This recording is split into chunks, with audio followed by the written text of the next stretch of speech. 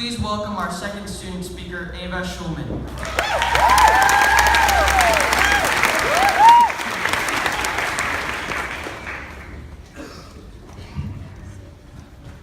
A friend once told me a quote by Charles Dickens that went, "It was the best of times, it was the worst of times. It was the age of wisdom, it was the age of foolishness." I'd like to think this sums up my middle school experience more than I could explain to you in just 2 minutes. It's funny the way middle school looks in sappy movies and picture books, where summer is always around the corner no matter what month it is, and everybody gets good grades and plays with strange, explosive substances in science class instead of learning how to calculate kinetic energy or balance chemical equations.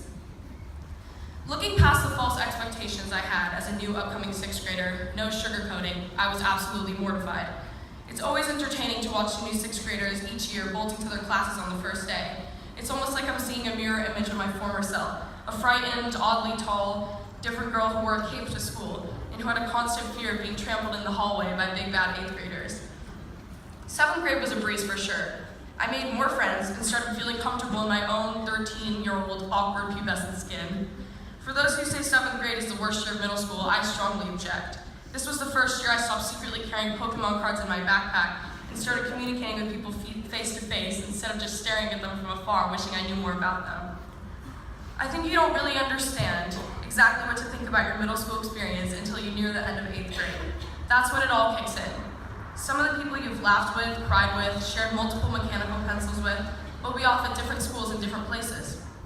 And maybe one day, you'll be at a party in high school, and someone will point you out in a crowd of laughter and unfamiliar faces and say, "Hey, I dissected a sheep's eye with you in 7th grade science one time. How have you been lately?"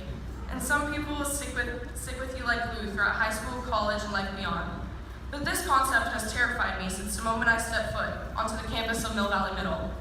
After 8th grade, what comes next? Who follows you? Who moves on and forgets you? In buzzing hallways of darting eyes I've been rushing past for 3 years. Sometimes life seems to be moving faster than I want it to.